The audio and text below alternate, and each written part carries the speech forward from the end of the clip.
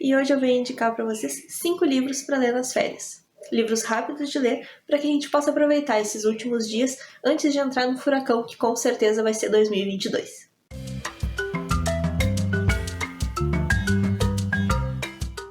Fala galerinha, tudo bem? Para quem não me conhece, eu sou a Mariana e esse é o Perdida Entre Vidas. E se tu também gosta de trocar experiências literárias ou só pegar dicas de leitura, já aproveita e já te inscreve no canal, que isso é o que a gente mais faz por aqui. Eu não sei vocês, mas conforme vão chegando os últimos dias de férias, eu começo a pensar que eu deveria ter aproveitado melhor o tempo livre que eu tive. E vai batendo aquele desespero para as férias, que são coisas que vão surgindo geralmente nas semanas que precedem as férias, então eu vou anotando ali, seja fazer tal curso, ler tal livro, atualizar tal planilha, às vezes até assistir tal filme, que são coisas que me ocupariam um tempo razoável, mas que eu acabo deixando para depois, adicionando elas nessa planilha. Aliás, me contem aqui nos comentários se vocês também fazem isso ou se eu sou a única maluca aqui. Mas não importa o que eu faça ou deixe de fazer, acaba que sempre fica aquele sentimento de que eu poderia ter feito mais uma coisinha, lido mais um pouquinho. Então agora eu vou te dar 5 sugestões de livros que podem ser lidos bem rapidinho agora aos 45 do segundo tempo, para que a gente possa terminar as férias com pelo menos um checkzinho daquela lista concluído. Começando com quem gosta de fantasia, eu acho que uma boa pedida é o Espadachim de Carvão, do Afonso Solano. Essa é uma fantasia nacional em que a gente segue o Adapak, que é um espadachim que ele tem a pele preta, exatamente como carvão, e os olhos brancos e totalmente sem pupilas. Ele vive numa ilha com o pai dele, que é um dos 4 deuses que criaram todas as criaturas desse mundo, que se chama Kurgala. Então sim, ele é um semideus. E como o pai dele foi o único que se atreveu a ter um filho, esses 4 deuses eles são brigados. Por esse e por outro motivo que eu não vou contar aqui. Mas o Adapak ele vive isolado nessa ilha junto com o pai dele, e ele nunca teve contato com o mundo exterior, nem com os outros povos. E a única forma que ele tem de descobrir como funciona o resto do mundo é através da literatura. Então ele lê diversas enciclopédias ou até livros de romance mesmo, para ir entendendo como os outros povos se comportam. Devido a um fato que eu não vou mencionar aqui, ele se vê obrigado a fugir dessa ilha e descobrir sozinho como que funciona esse mundo, levando todos os tomos naturais da vida. Nessa jornada, então, ele descobre como os outros povos percebem esses 4 deuses e também ouve diversas histórias, que fazem com que ele conteste o seu próprio passado. Eu lembro que eu li esse livro muito rápido. Eu nem cheguei a fazer muitas anotações, eu só lia e lia, porque as criaturas desse mundo elas são tão diferentes do que a gente está acostumado em livros de fantasia, que eu só lia para descobrir onde que isso ia chegar. É como se fosse uma fantasia com cara de ficção científica, sabe? Mas existe também um segundo livro. Só que esse segundo livro, ele trata, na verdade, de uma história do passado. Eu considero ele mais um adendo, assim, à história do mundo, e ele não é uma continuação direta. Então, apesar de existir esse segundo livro, nada nos impede de ler o primeiro livro como se fosse uma fantasia de volume único. Agora, para quem curte um suspense, eu indico Caixa de Pássaros, do Josh Malerman. Eu li esse livro em 2016, se eu não me engano, e eu me lembro de ter amado a história. Eu tava amando tanto aquela história, eu ia dar 5 estrelas pra esse livro até que eu cheguei no final. Aquele final foi um balde de água fria pra cima de mim. Se eu não me engano, eu cheguei a dar 2 estrelas porque o final me decepcionou de uma forma que não tem ideia. Aí tu deve estar te perguntando, mas se o final é tão ruim, por que tu tá indicando esse livro, sua maluca? Aí eu te respondo, que é porque eu mudei o meu jeito de ver algumas histórias. Eu falei um pouco sobre isso no vídeo da MLV, que eu vou deixar aqui pra quem tiver curiosidade, mas o que aconteceu foi que na releitura do Fahrenheit 451, eu percebi que algumas histórias, o que importa nelas na verdade é a jornada, e não o final. Pensando dessa forma, olhando Caixa de Pássaros por essa ótica, o livro se torna extremamente bom. Inclusive eu acho que se eu relesse o Caixa de Pássaros hoje, provavelmente ele levaria aquelas 5 estrelas. Pra quem não lembra sobre o que é essa história, eu acho que teve até um filme na época com a Sandra Bullock, se eu não me engano. E a história, ela é sobre alguma coisa que aparece e todo mundo que vê essa coisa, a gente não sabe se é uma coisa, se é um animal, o que é, mas todo mundo que vê isso acaba ficando louco. Então mata todo mundo que tá na sua volta e depois se suicida.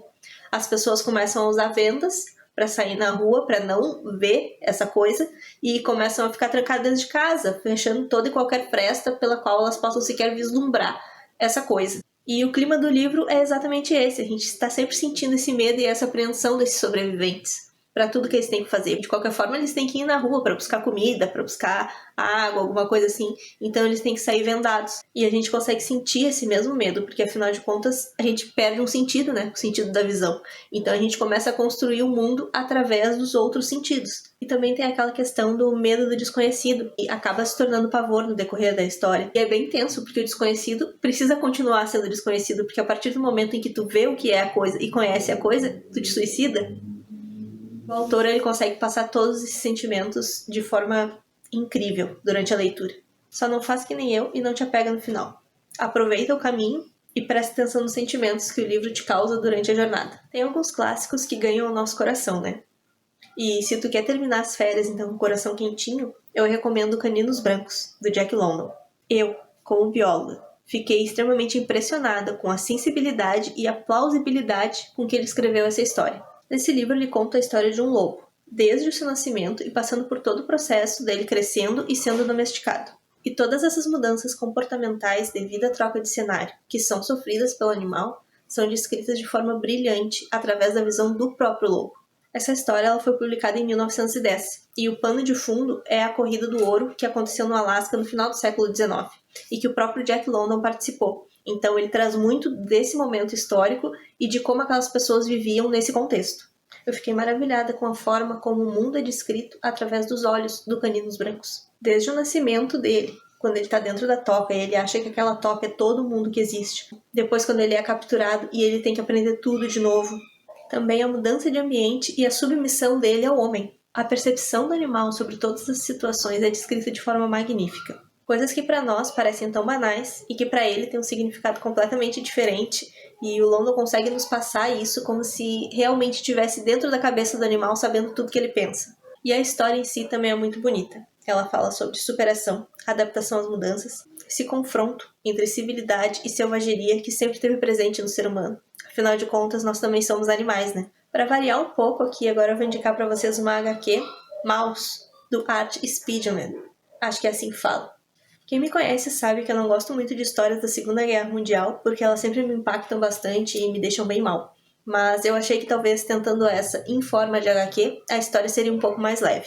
Essa história, ela conta a vida de um judeu polonês que sobreviveu aos campos de concentração. E esse judeu personagem dessa história é o pai do autor, que simplesmente resolveu descrever a história do pai dele. E para isso, ele acabou utilizando animais. Então, os judeus são retratados como ratos, os alemães como gatos, os poloneses são os porcos e os americanos são os cachorros. Mesmo sendo contado dessa forma, através de animais, a história, quando ela é lida, ela ainda pesa bastante. Em 1992, essa HQ ganhou o Prêmio Pulitzer de Literatura. E até hoje ela vem sendo estudada por especialistas de diversas áreas, como história, psicologia, arte. Então, para quem curte esse tema, tem aqui um prato cheio. Sendo para uma ficção científica de leve, eu recomendo Revivente, do Ken Greenwood. Eu já falei que eu adoro viagem no tempo, né?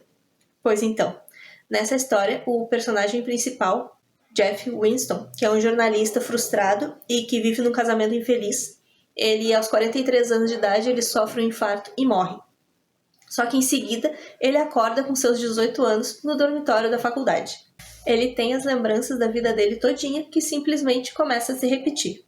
Aí ele entra no dilema, ele vai mudar alguma coisa da qual ele se arrepende? Ele vai interferir em algum fato histórico? Ele vai usar esse conhecimento que ele tem para levar alguma vantagem? Ou ele vai simplesmente fazer tudo igual como ele fez da primeira vez? E eu achei esse livro muito legal, porque ele nos faz pensar exatamente sobre isso. Sobre o que a gente fez, mas não deveria ter feito, alguma coisa que a gente deixou de dizer. E a gente fica se perguntando, será que a gente realmente mudaria alguma coisa na nossa vida? Achei essa história super interessante, até porque ela vem coberta com uma história super divertida sobre os nossos erros serem realmente erros ou não. E pensando nesse momento epitáfio da nossa vida, acho que tem tudo a ver, né? Então se tu gostou das indicações, já deixa aquela curtida marota. E se for atrás de uma delas, deixa aqui pra mim nos comentários, que eu vou gostar de saber. Ah, aproveita também para comprar o livro pelo link que tá aqui na descrição. O link de afiliado, assim, que também ajuda bastante o canal. Aproveita e te inscreve no canal para pegar mais dicas de boas leituras. E se nenhuma delas te agradou, dá uma olhada nesses outros vídeos aqui que eu tenho certeza que tu vai encontrar alguma que seja do teu estilo. Muito obrigada por assistirem o vídeo até aqui, galerinha. E a gente se vê no próximo. Até mais!